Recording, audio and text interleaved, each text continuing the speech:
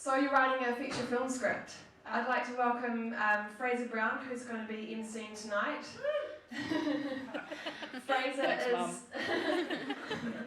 Fraser is a professional actor and a creative producer.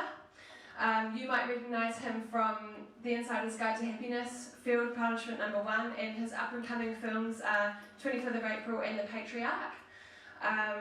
He's been producing for a long time. His short film Dead Letters in 2006 premiered at Telluride, and his first feature, Orphans and Kingdoms, won Best Editing at the New Zealand Film Awards last year. He's currently in production with McLaren, a feature documentary directed by Roger Donaldson, and has a number of projects on his slate. So thank you, Fraser, for coming along. And Fraser's going to introduce our writers and start the discussion. Yeah, thank you, Eloise. I was going to, just before I introduced anyone, is anyone on the house lights? I just wanted to get a show of hands. Oh yeah, good one. Can we just have a quick show of hands of people in the room that are in the process of writing their first feature film? Very good. And who in the room has already written a feature film script that has been made into a film? One down here. Who's written a feature film script that hasn't been made into a film? And just a show of hands of who are here as collaborators, so producers, writer, script consultants, actors. Anyone that we haven't mentioned? Oh good, there's no imposters. Your mum. Hey mum, you go mum. So, okay, I think I'll let you guys introduce yourselves, I think would be better. And I'm going to throw you on the spot here because one of the things that we've talked about that I thought that we would try and make the discussion tonight as personal as possible so that you're getting things from these guys that you can't necessarily get from textbooks or Google searches. So I think you should introduce yourselves by telling us something about yourselves. You're good. Sorry, it's gone. it died. Yeah. Right. Tell us something about yourselves that is not in your bio and could not be discovered by doing a Google search about you online. That feeds into yourselves as writers. Max, can we start with you? I dropped a trampoline on my father on purpose when he was mowing the lawns. And he... You know how people say literally, but it's not, I actually literally mean the word in its most literal sense. He literally frothed at the mouth, and I'd never seen it in cartoons. And I didn't know someone could be so apoplectic with rage that just all this froth came out of his mouth. And I ran away and hid down by the river for the whole day and didn't come back until dinner time. So that's not in my bio. I could have killed my father, so... Yeah, my name's Max. I'm a writer and director. I hosted and directed a late night gay TV show called Queer Nation. That was kind of my break in my early 20s, and then I wrote for Shorten Street for about 5 years. I've written kind of a bunch of unproduced scripts. One of this kind of got a bit of a lift off where one of them got optioned by a Hollywood production company. It never got made, but I used the money from that to go over and sort of write in Hollywood to sort of do the spec market for a little while, which was interesting. And yeah, I've written for Step Dave, and I wrote and directed my debut feature, Everything We Loved, and yeah, I've got a few things on my slate. Nice to meet you. Thank you, Roseanne. Okay. I can't top the trampoline story. How do you drop a trampoline on your dad? He asked me to hold it up for him while he mowed under it. That's mean. Sorry. I'm Roseanne. I made a documentary about how I went out with my white boyfriend for 5 years and didn't tell my parents, and then they found out about it, and then they made him learn Chinese to ask for their permission, and then I made a documentary about this process without letting them know that I'd made the documentary until it got into the New Zealand Film Festival. And like an asshole, I assumed that no one would see it because it's just a New Zealand documentary at the film festival. It got really sold out with all their friends wanting to come. And I put them on the spot, and that was a terrible thing. But fortunately, at the end of that, one of those screenings, John Barnett at SPP, came up to me and said, "Hey, do you want to make a movie of this?" And I really did.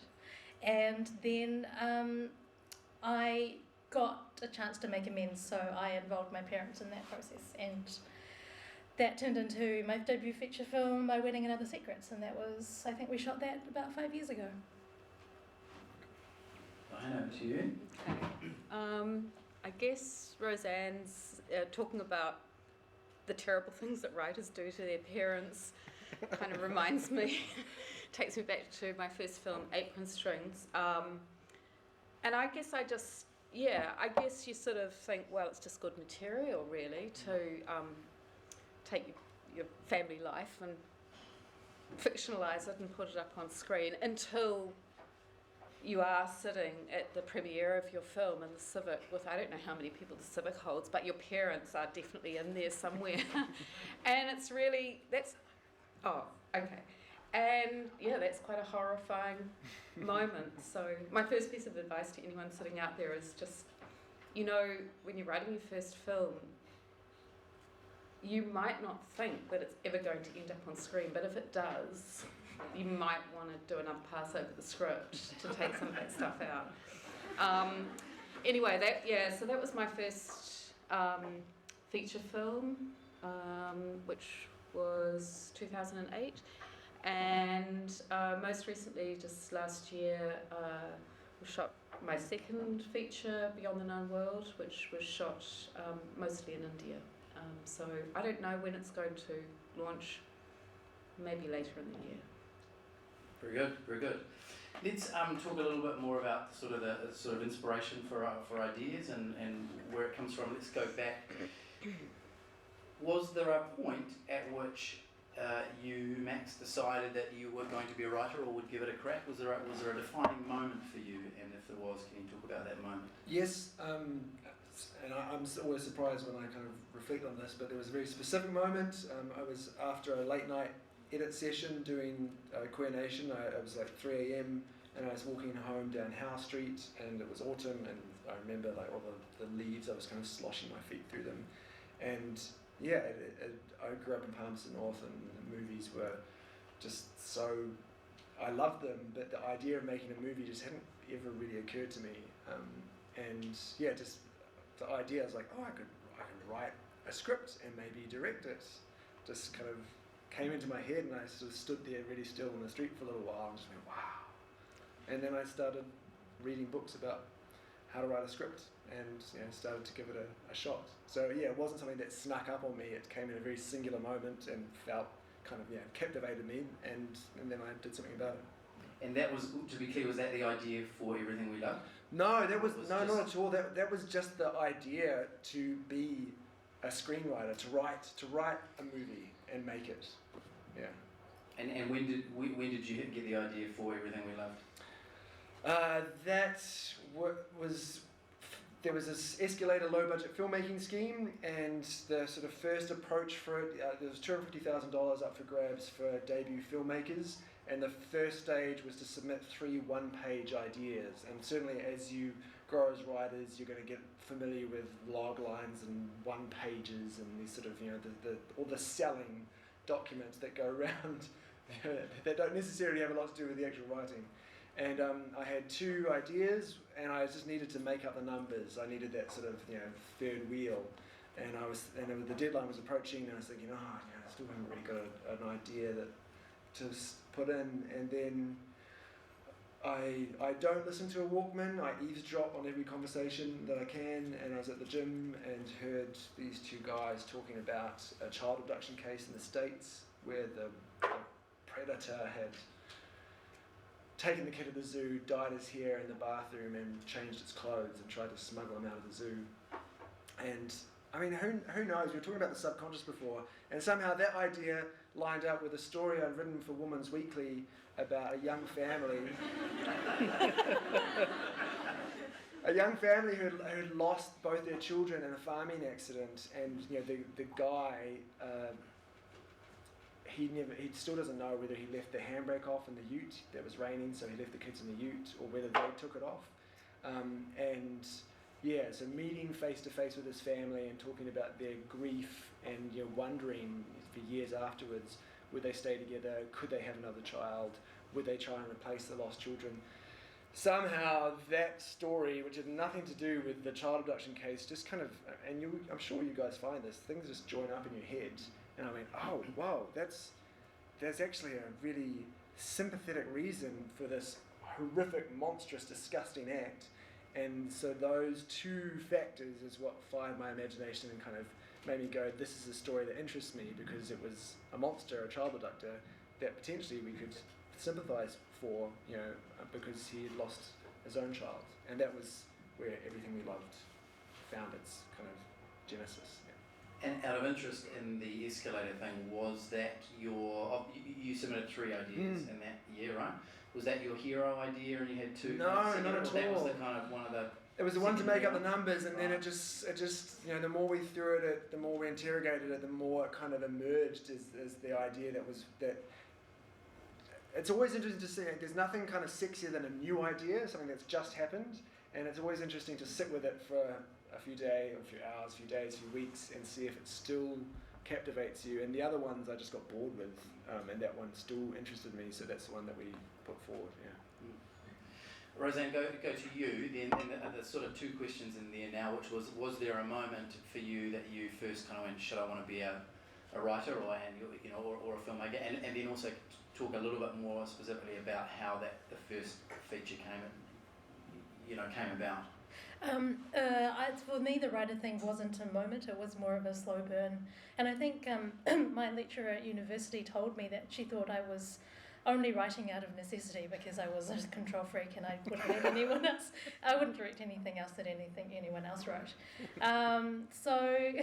So I started writing, and in fact Diane and I were an undergraduate together, undergraduate at university together, and so I learnt about the 3-act structure and how to write and all the rules of writing, and read all the books like Story and The Hero's Journey and all those things, and then I wrote a lot of crap. My thesis film was really crap. And just wrote terrible stuff until it started getting okay, and then for My Wedding and Other Secrets, I mean, the impetus was really John Barnett asking me whether I wanted to make the movie, and then proceeded 5 years on and off in between work, because the money we got from development wasn't enough to sustain our lives. So over 5 years I worked with a co-writer, Angeline, and we also had Rachel Liang, the most wonderful Rachel Liang, help us with as a script consultant over that time. Cool, let's go to you, Diane. Same questions. Okay. Well, I guess I've always made my living as a writer. So this doesn't seem to be working that well. Yeah, I've always made my living as a writer. I started out as a copywriter, working in advertising when I was 18, which was quite a long time ago. I don't think you can do that anymore. I think you have to have a PhD probably before you can walk through the door of an advertising agency these days. No, you just have to have a skateboard. That's true. That's true. So yeah, I worked in advertising as a copywriter. It's not actually such a bad way into film, because you start making TV commercials and you meet people that are directors that are also making films. And that was actually how I came to write my first film script. Was working with a guy, John Day, who recently died actually, sadly.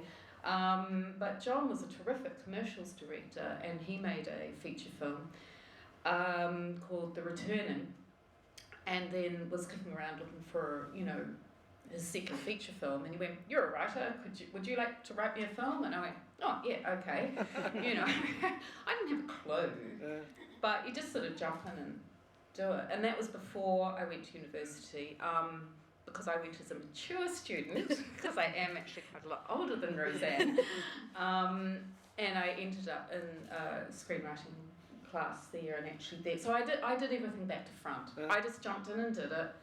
It didn't get made, but you do learn quite a lot from just putting stuff down on the page. And then I learned some of the rules, and then the first feature film, Apron Strings, I actually wrote with Shuchi Katari, who was our tutor. We co-wrote it. The inspiration for that really just started from a place, from going out to Otahu and just sitting in, well, Shuchi just said this would be a cool place to make a feature film. So we just went and just sat in cafes and little Indian diners and walked around the streets and found this really cool cake shop and went, oh God, that woman there, she's got to be one of the characters. I mean, I never even spoke, I didn't speak to her, I didn't interview her, but I just sat and looked at the sort of people and just imagined, you know, some characters. And the cake shop owner kind of got melded with my mother, and I don't know, it's like you're saying, I mean, you just have all this stuff in your head, and sometimes it just mixes up with other stuff and you end up with characters and scenarios. And then after that, Shuchi actually went on to make a film in India, and I'd been thinking about a film about a girl that goes missing in New Zealand, and I was actually quite jealous because Shuchi was making a film in India. It was like, damn, I want to make a film in India.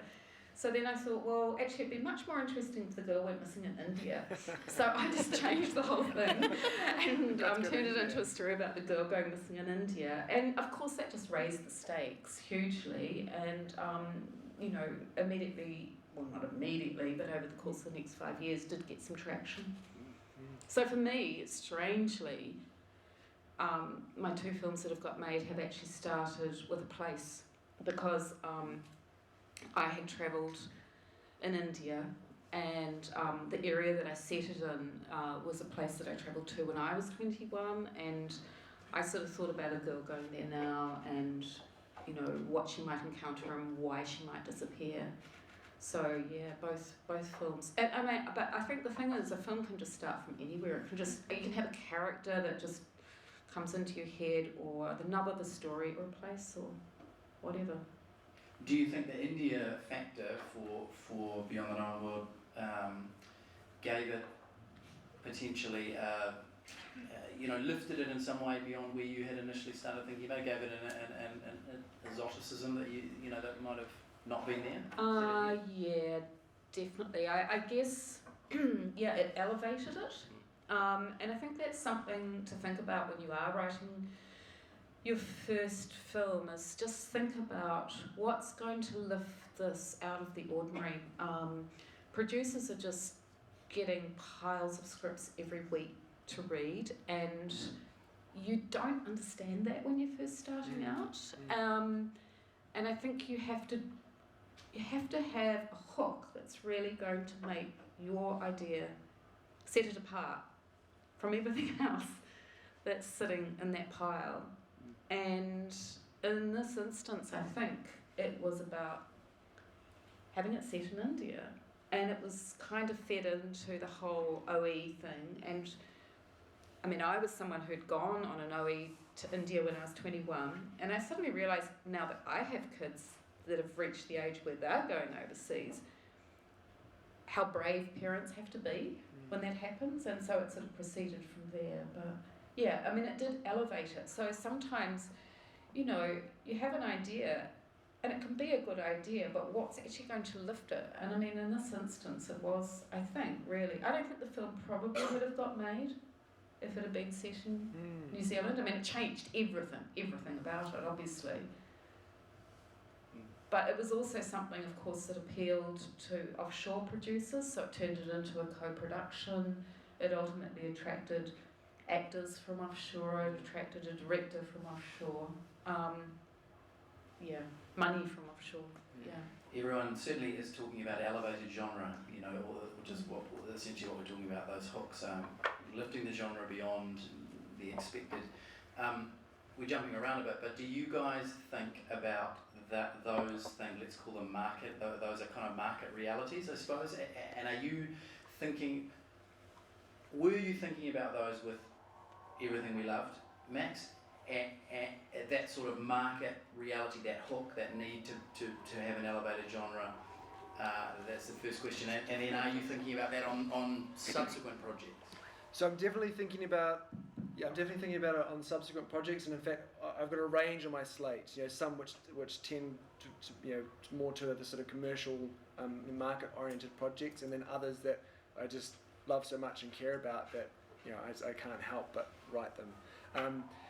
With Everything We Loved, it's kind of I'm not sure how much this is useful, because the escalator was sort of set up really to find and boost new directors into a film, and it very deliberately avoided, rather miraculously, putting too much sort of market commercial pressure on these projects. We didn't have to have distribution at the start, so there was a lot more kind of permission to fail, so we didn't have to think about it that much. In terms of my very first film, I mean, I didn't know what the market was. I didn't know enough about the business, and it's always going to, the more you can learn about the business, the more likely or the more quickly you'll be able to carve out a career as a writer, which is it was different to being a writer. Understanding the business, how it works is really useful, and I think that I think that would have had a big positive impact on the very first script that I wrote, and probably saved me a lot of heartache and trouble and time if I had looked more into the business of what takes what brings interest to a script and what turns it into an actual movie. Roseanne, I know you're working on an action film, I think you told me. Is that something that you're already aware of? It's a very, the genre that is very competitive, and it's very important to have, that it's elevated. Is that something that you're kind of critically aware of in this process? I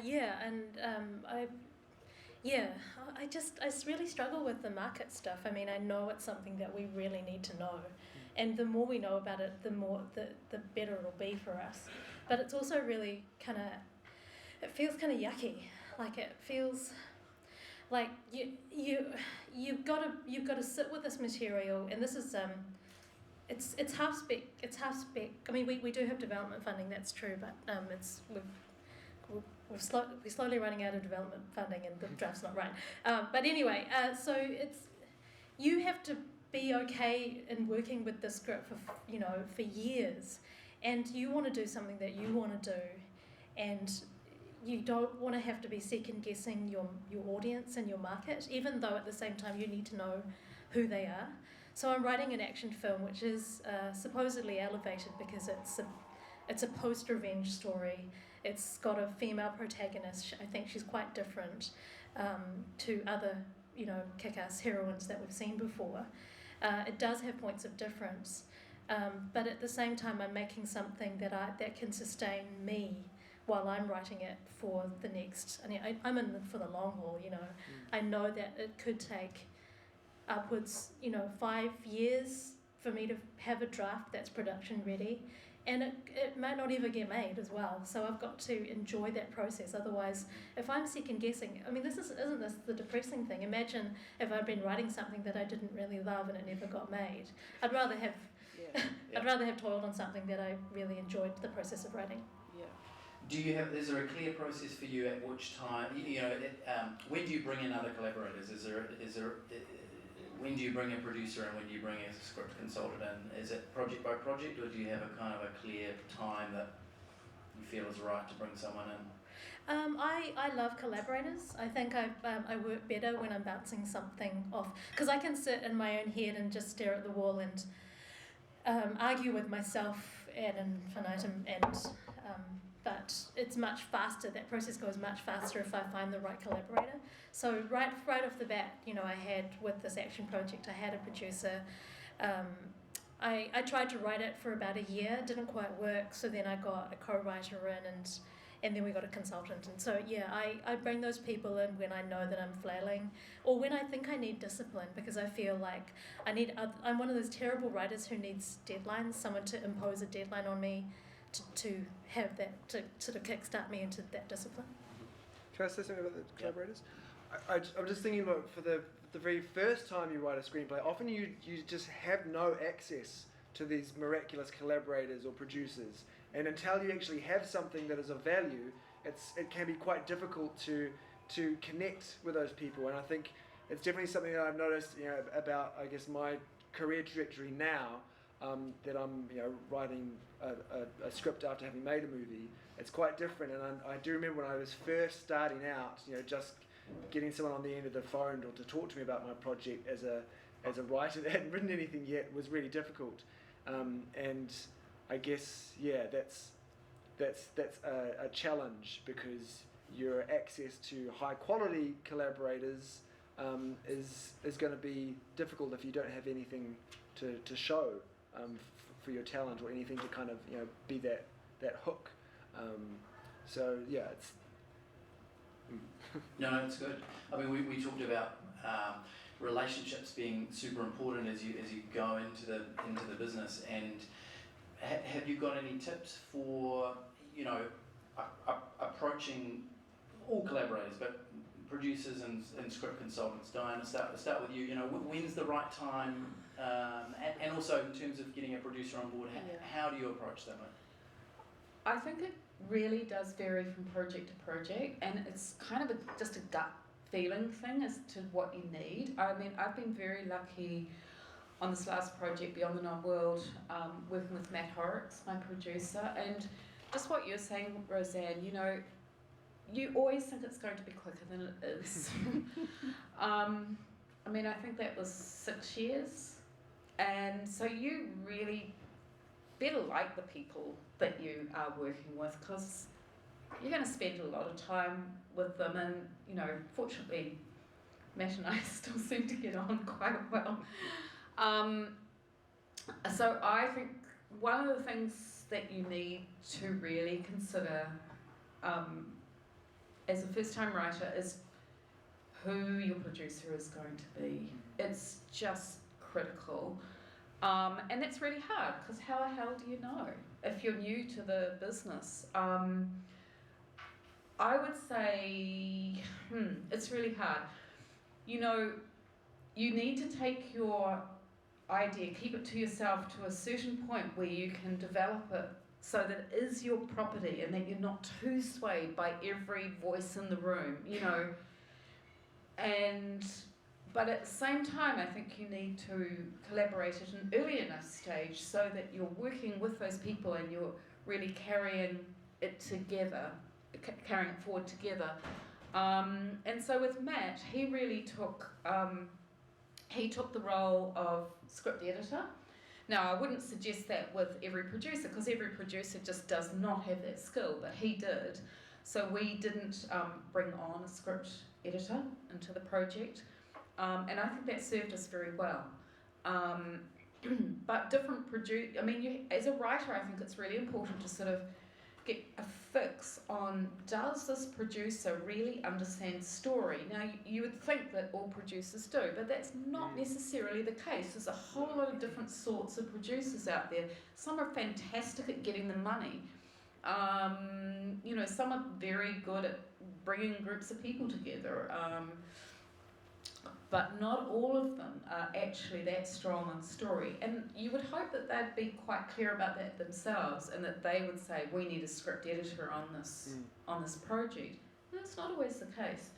I don't know how much help this is, because it is a question of gut feeling, I think. But it's like anything. I mean, there are people that have approached me and wanted to work, with particular scripts that I've written that I don't want to work with. And I just know I don't want to work for 5 years with this person. So it's like, getting into any relationship, any personal relationship, just, you got to feel good about the person. Let's go back and talk about the actual writing process for a little bit. I'll start with you, Roseanne. Just talk us through kind of like you said you're one of those writers that needs deadlines and needs you didn't say management, but I'll say it. Can you just talk about some of the practical things? What do? Do you have a page count you have to do each day? Do you set a time that you'll write? You'll get up and Max puts shoes on to go, to start writing, and what are the practical things that you do to make it work? I'm tremendously undisciplined, and it's something that's becoming a problem. Sorry. I think the internet is a terrible thing. I'll go on to It's the porn, isn't it? It's the porn and the we won't get into that. But those incognito windows are really helpful these days. Anyway, sorry, that's gross.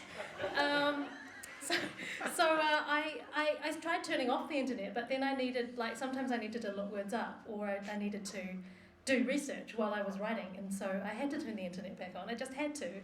And then, discipline. I think this is something that I'm going to start getting into. This has turned into a weird sorry. Definitely go incognito window. I think exercise, you mentioned exercise. I'm starting to get into exercise. I think that's really something. That was so bad. What? No, getting it. What do you mean then? No, carry on. Right, okay, What so about just writing? just write. Oh, God. Yeah, just writing. So I need large blocks of time to write. So the first third of that time will be faffing about, staring at the wall, thinking about exercising and meditating. Thinking about meditating, maybe not actually meditating. Going on Facebook. I opened a Twitter account a month ago. Why did I do that? It's just the stupidest thing I've ever done. And now I can't quit because I can't be a quitter. So, but anyway, then maybe out of that 10 hours, I don't even get 10 hours, but if I got 10 hours, then of that 10 hours, I probably spend about 4 hours. I can hear you giggling. Sorry, I'll stop talking. No. I was laughing with The writing. Okay, Yeah. the writing. So the writing is. So I'll go through the usual. You have a step outline. You've sat down with the plot and you have a step outline, and then Is a step outline seen by scene? Someone talked to me about a step outline. I didn't know what it was. so a step outline changes a lot. Like a step outline could be have I got this wrong? It could be 5 pages, or it could be 25 pages, or it could be a step. It's like a step outline and script put together. So parts of it are in prose. So step outlines usually in prose. I think the difference between a treatment and a step outline is that a step outline would have slug lines. So you would put in your the exterior day, driveway day, whereas a treatment's more prose. Yeah. So it's actual scene by scene. Right. Without dialogue. So you have your treatment, which is what you've ostensibly got your funding for. But if you're doing a spec script, you should do this anyway, where you do a treatment, you write out the story, and then this happens, and then this happens, and then this happens in prose form. So that can be 5 to 25 to 100 pages if you decide to put in little lines of dialogue. Then you turn that into a step outline, which is all your slug lines, cut to, fade out, the end, and then that becomes your blueprint for writing your actual script, and then you filter through and you work through the step outline, and the dialogue is the icing on the cake. That dialogue is your reward for all that work, and that work takes. For me, it can take years to get to that point where I write the dialogue, and when I write the dialogue, that's the fun part. And that is a process that you try and follow. You're not just telling us that to be a good student. You know what I mean by that? You actually that's actually your process, or are you just regurgitating? No. This is my process, but it can lots of distraction in the middle. Yeah. And Max, do you want to talk to that point as well? And I guess. Procrastination and process. Yeah. So procrastination, your biggest challenge as writers.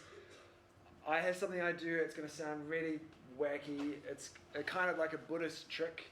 And every day in the morning, I consciously remind myself that I will be dead. I will be a bag of bones.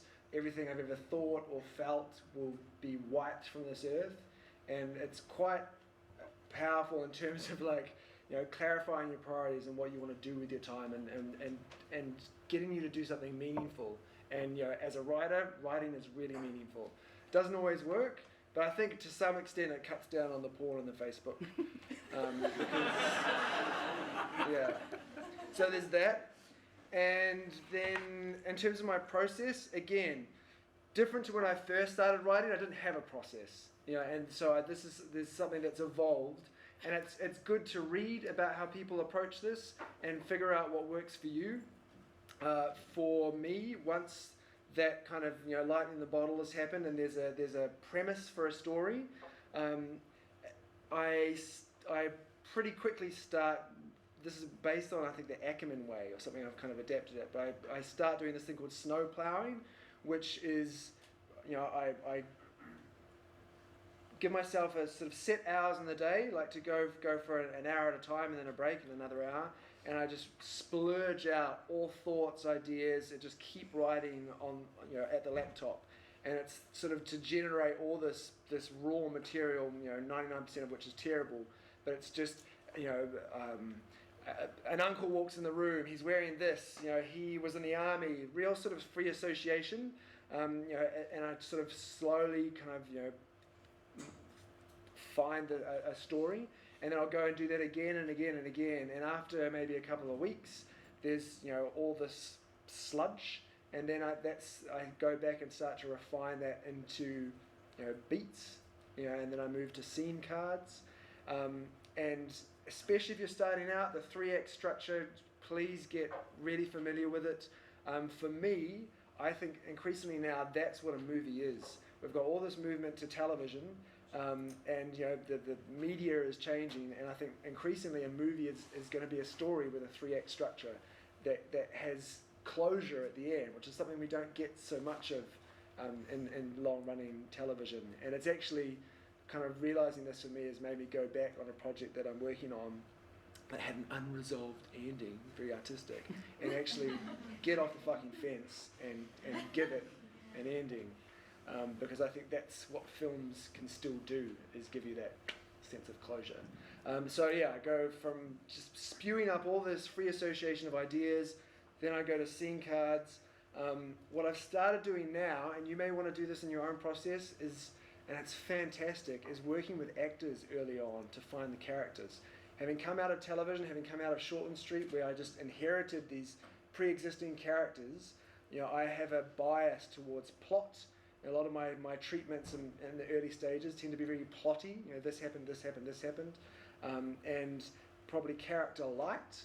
And it's just something I've come to realize about my process, that the best work comes from developing really strong, interesting characters. And actors are so good at doing that. They just come with all this machinery inside them to find characters. And on this project that I'm working on at the moment called Life in Subtitles, I actually brought this German actress that I'm in love with out to New Zealand, and it was part of a workshop. I basically stalked her when she was in character around Auckland, and we grew this character together, and then it got to the point where I could sit down with my pad and paper and be like, okay, so where did you grow up, and what did your father do, and what's your earliest, most painful memory, and it was such a joyous kind of experience, because writing can be so lonely, and really making the use of someone else's talents to grow the character in my film. So that was running alongside this more kind of plotty scene card work, once I've got the scene cards down and I've isolated my end of my first act and the most important beat in your whole film, which is the end of the second act, and I sort of know where it's ending, and I've got my kind of ups and downs and stuff in the middle. I actually visualize it on the floor of the bedroom where I work, and I move them around, and I start to kind of get this feeling for the film as a whole, kind of like a map. And then I'll go and start to write what I now know as a step outline, which is kind of scene by scene, beginning, middle, end, what's the turning point in each scene. And I kind of end up writing the script by stealth. I almost sort of just find that I'm starting to write the script. And I really want to echo what Roseanne said in a different way. As new writers, you're going to be searching for that security of having written something, and you want to see those words on a page and that page count going up.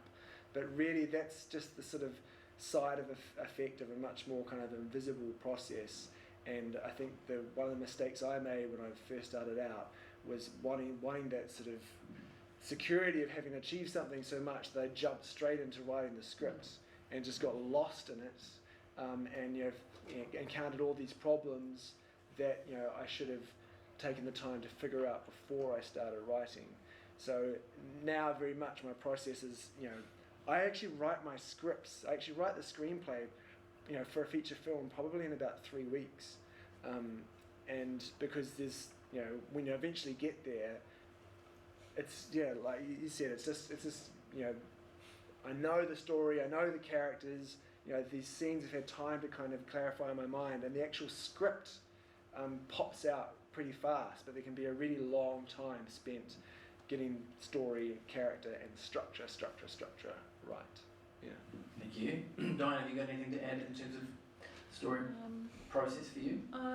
Not a great deal. I have written step outlines, but I find that I just find it depends where your story starts. I mean, if your story starts with a character, you're going to probably spend quite a lot of time thinking about the character, writing a lot of character notes, and find then how the story is going to grow from that character, knowing what they want or what their problem is.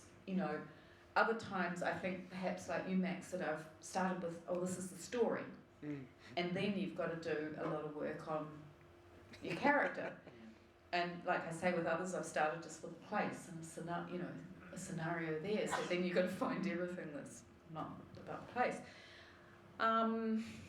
But the step outline I've found doesn't help me terribly. I like to write. I'll just have notebooks, and at the moment I've got maybe 5 different story ideas that I'm working on. So I have like 5 separate notebooks for each project, and so I'll scribble lots of notes, and they'll just be random things that I'm thinking about with that project. And then I guess it gets to a point where that needs to be consolidated, and I have a really huge layout pad, which I think I stole from Script to Screen. Eloise is nodding. So that's where that went. Yeah, it's massive. It's like the biggest that you can get. So it's kind of like a whiteboard, but it's a pad. And then I will tend to work on that so that rather than cards, which I just get in a muddle and then the cat runs through it or the door blows, opens and they will blow away. So I put it on a big pad and I get a marker pen and highlighters, and then I'll sort of roughly start mapping out Act 1, Act 2, Act 3. Or before I do that, I'll just be making notes but then drawing lines between stuff as I sort of see connections. But it is quite a visual process of going, well, that kind of goes, I need to connect that to that at some point. How am I going to do that? And then I will write the treatment. I think I probably write quite long, detailed treatments. I think I need that. So, but it depends again. Just it varies so much. I just don't think there's hard and fast rules for me. I keep thinking, I should have a more consistent process, but I've decided maybe it just depends on the story, the project. So even at the moment, working across 3 different things, I'm just working in a different way on each one. One thing I would like to say is that one project that I'm working on at the moment, I got it to a quite a detailed treatment stage, and then I don't know, I just got bored with it, or I got bogged down. I couldn't figure out where to go. All I could see were problems with it, and I didn't touch it for 2.5 years. It wasn't deliberate. I didn't mean to walk away from it for that length of time. But I would say that one thing that I've noticed over the last few years is that the time that you actually have away from projects can be as valuable as the time that you spend on them. And I think it's really critical to sort of give things an incubation period and just leave them alone. And that's the other thing, is that you need to have a few different projects, I think, because when you get stuck or you think, well, that one maybe just needs to sit for a while, then you've got something else to come back to on another project. Maybe, you know, for some people maybe that wouldn't work, it would be confusing or whatever, but for me, I am just always astonished when I come back to things. They're actually often better than I thought they were. And it's probably because I've solved things subconsciously without actively going, oh, what am I going to do here? It's like, you know, sleep on stuff. Walk away for 6 months, come back. And the reality is that timing is so important in terms of getting things made. Sometimes you can work away on it and it's just not the right time. As many great film has been passed on and then someone's come back to it 2 years and it's been great. Well, that happened with Apron Strings. I think we sat on that for 3 years and then an opportunity came up, a different funding avenue, and it was right for it. I'm going to open it up to questions really soon because we have to wrap up pretty soon, but I did want to just quickly touch on notes because I think it's a really, for the first time filmmaker, it's something that often gets overlooked. It's something that you're not often prepared for, and it's such a massive part of the process of making that first film. So what is the question I want to ask? I mean, what given that we don't have a lot of time, what's your top tip for first-time filmmakers in terms of getting them prepared for the notes process? So if I was talking to myself when I started out, I would say divide people into either cheerleaders or, you know, constructive critics, because half the time you're probably going to give your work to someone so you can get some sort of validation or encouragement, because it's really hard. You're feeling lost. You don't even know if you can do it, and you know, it's with any kind of artistic endeavor, it helps to have someone believe in you and say, "This is good," or you know, "This is great," or "I loved it when." So those are your cheerleaders, and they have an important role, but don't confuse them with the people you go to when you actually want to fix problems, and you know, kind of be honest with yourself, because if you confuse the two, then you end up, you know, trying to write or something to fix the cheerleaders, and they're only really giving you feedback to make you feel better about yourself, so it's not going to be honest. So that's, in terms of notes, I think the first step is to be careful about who you open yourself up to receive, you know, guidance about what should happen to the story. As a writer, especially if you're not working from pre-existing source material, you're incredibly vulnerable, you know, and you're a human being. So if someone praises something, you're going to think that it's good and kind of move in that direction. And if people criticize something, there's a natural inclination to go, oh, you know, it's bad, and forget about it. And so, yeah, be careful who you go to for notes. I think know that people are much better at identifying problems than they are offering solutions. So generally when I get notes, you know, I go, okay, so here are some points which for the reader didn't seem to be working. They will invariably offer solutions, and I will read them. I'm always up for a free idea if someone's done the work for me. But generally I have to come up with the solutions. So I wouldn't get sort of put too much effort or activity or enter into too much dialogue about someone else's solutions.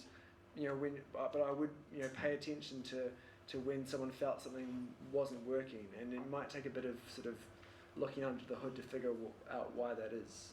So yeah, that's my 2 cents on notes. Thank you. Good. Roseanne, any thoughts on notes from you? No, those are amazing, and that's really good. I would add whether or not you can figure. So I suffer a lot from self-doubt, and I think everybody does. And when someone gives you notes, it sort of speaks to that inner voice which always tells you that you aren't meant to be here, that you're not good enough to be doing this. So I guess figure out what it is about the story that you love and that is sustaining you, and keep that in mind when you're reading those notes, and that'll help you separate another group of note givers, which are people who are putting their own taste on what your project is.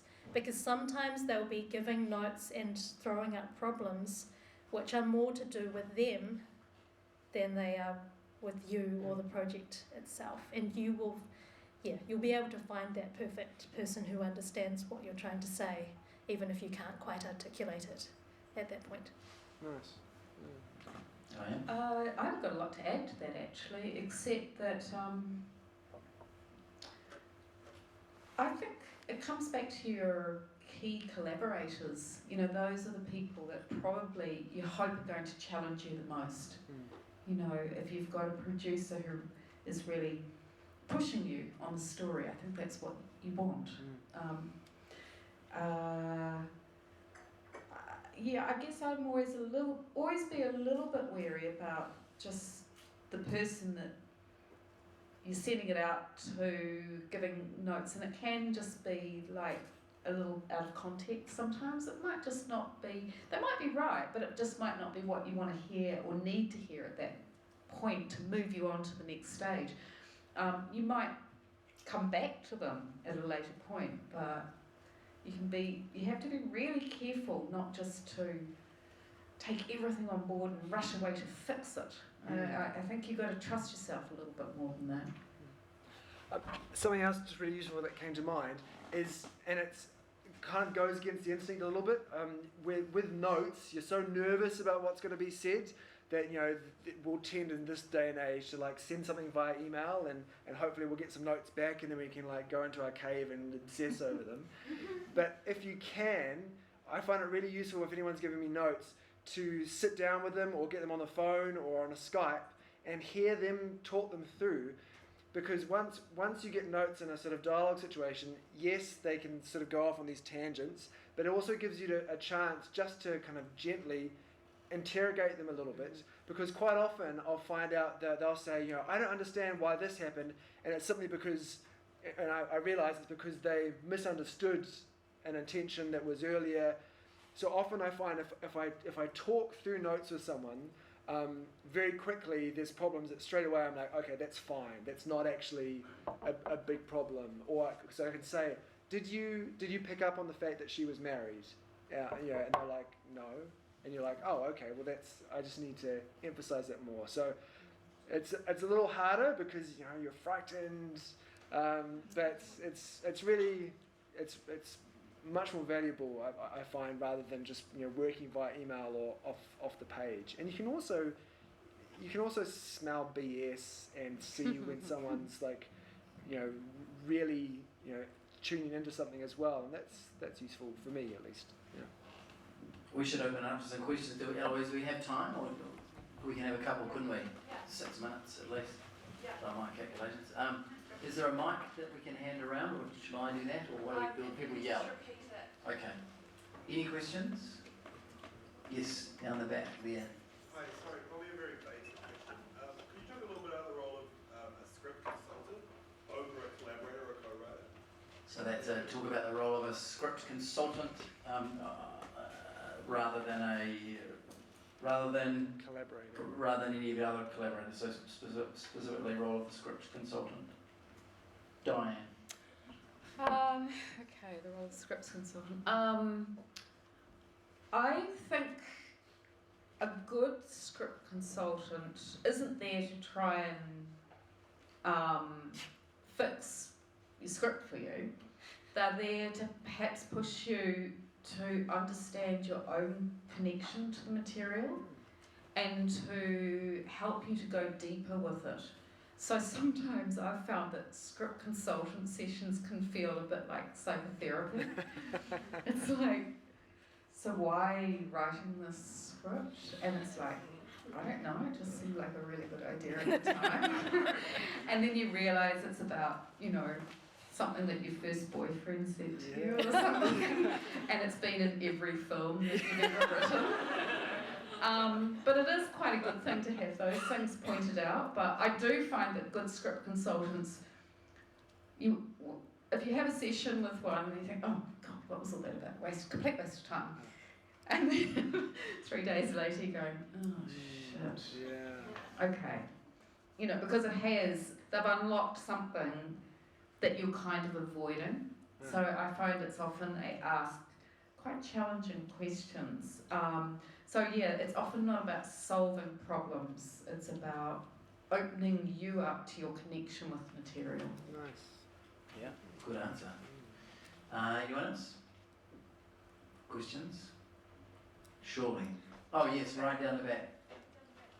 You guys all spoke about books being really useful at the beginning of your careers. Are there any in particular that really pivotal for you guys? Sinfield's screenplay. I mean, that's which introduced the 3-act structure to me. And I think I referenced Ackerman. He wrote, it's a really boring name. It's something like, write scripts that sell. But that's where I sort of found this process, which I quite like to use. One book that I've actually found really useful, it's very American, very cheesy, and you've got to get past that, but it's called Save the Cat. Oh, yeah. And it's actually very good at breaking down not just the 3-act structure, but the beats that need. This guy has like, I don't know how many beats in each act, and it's very formulaic, and I'll warn you, you know, you will want to deviate from it, but it is. I still go back to it. If I'm going, damn, why isn't this working? Yeah. I'll go back to Save the Cat and look at his beat sheet. It's by a guy called Blake Snyder.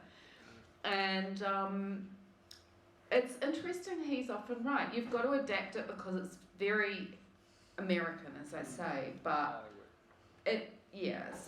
but as a framework, it's not bad. I'd also recommend the internet. Well, you know, but there's a really great resource which takes everything, takes all the 3-act structures. You know how the second act turning point is called the point of no return, or you know the abyss or something. Someone's put them all onto a chart, onto one 3-act structure charty thing, and put all the Save the Cat and the story and the Sid field together so that you can get an overview of all the theorems. What should we Google for that? I think her name's Ingrid, but if you just Google 3-act structure, but this lady. And flyingwrestler.com.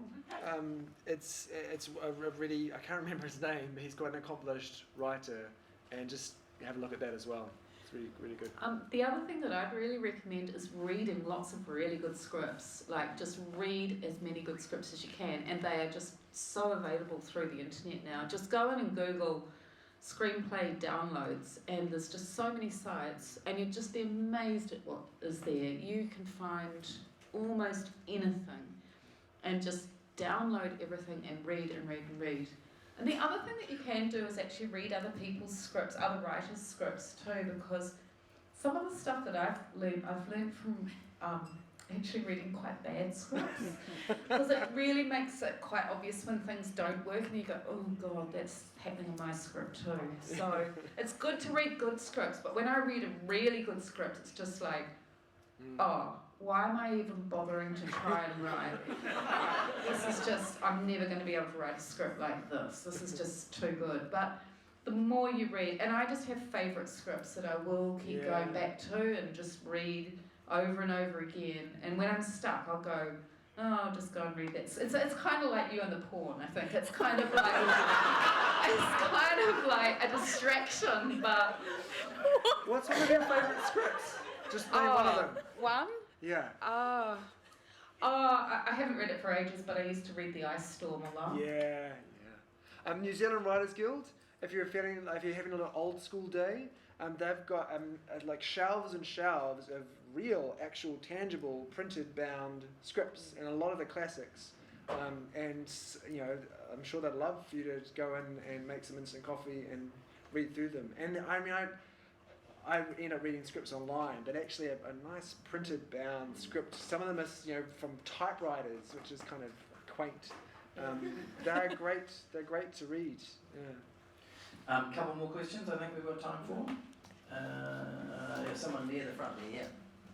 So, you know, like writers often say, to become a good writer, you kind of have to write like your favorite books out by hand. So, you know, like take a favorite writer that you have, and you kind of, yeah, they do that. It's pretty crazy, but and you kind of write it out by hand. So like, Hunter S. Thompson, he used to take, I think he took Hemingway and like copy the whole book, or he'd copy like Faulkner. So do scriptwriters sort of do that sort of thing, or by the look of it, not really? No. Like other people's scripts. No, I'm not quite sure that would help, but I think, I don't think it's a bad thing to sort of like, if you were reading, if you had a favourite script that you were reading, and then you could sort of maybe get yourself into writing by thinking about writing in that tone, or I don't think just copying is going to get you there. The scripts, so there's dialogue. So I mean, sometimes in the dead of night, I'll read it out loud. So maybe that's. I mean, I think it's a really good question in terms of what works for you, and maybe taking a script and actually saying the dialogue, feeling it in your mouth, kind of would be useful if you're drawn to that idea of I guess, becoming familiar with someone's work by copying it.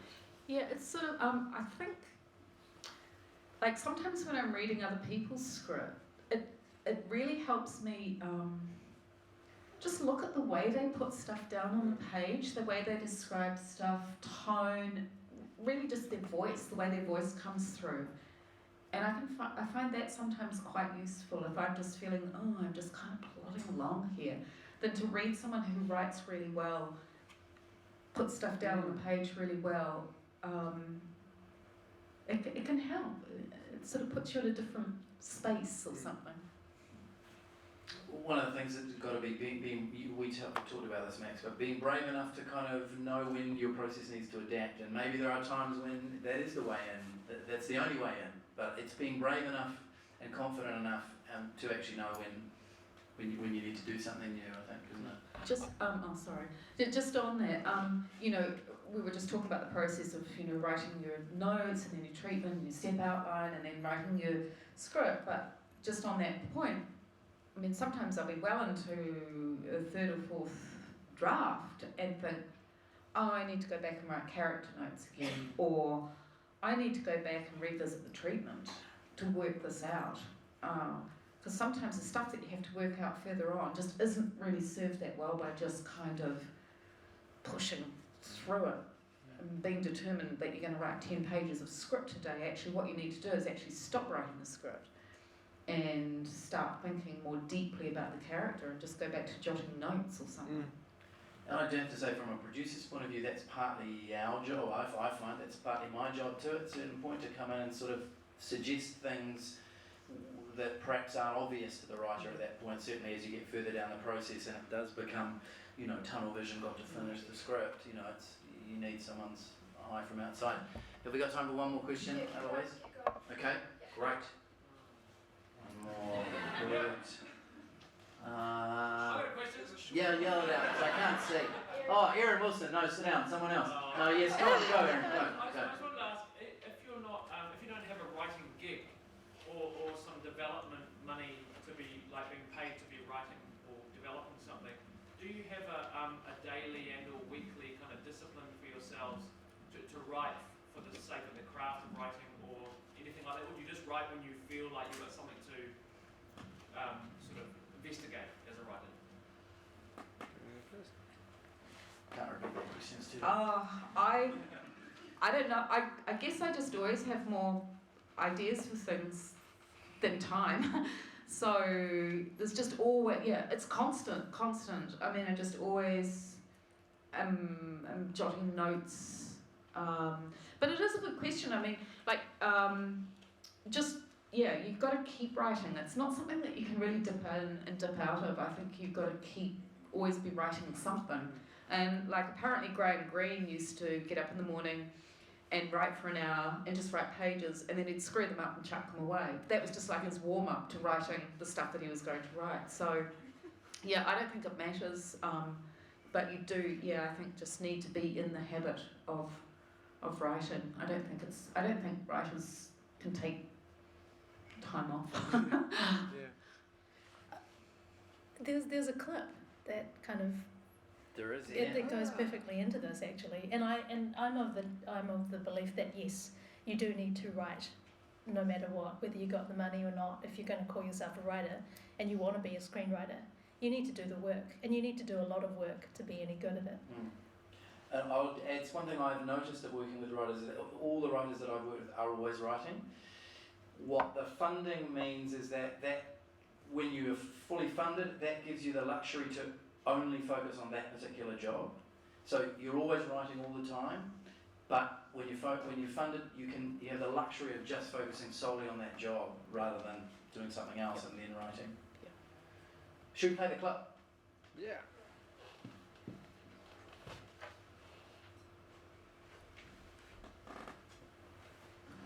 Nice segue.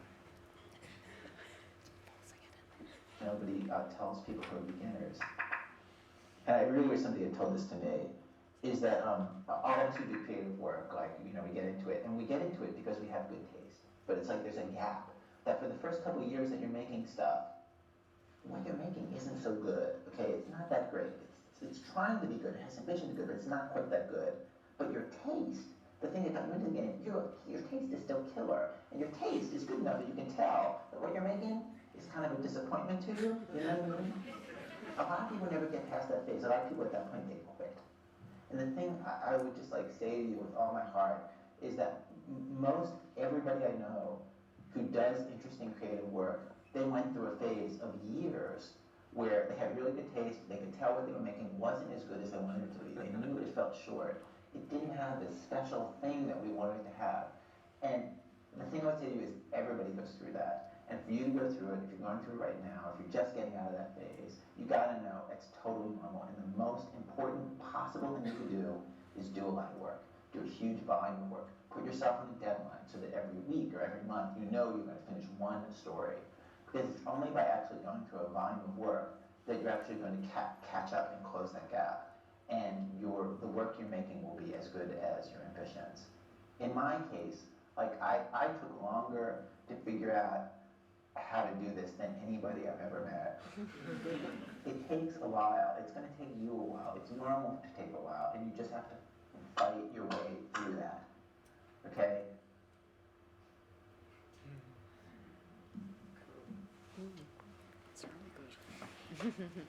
Very good. Is that a good place to wrap up?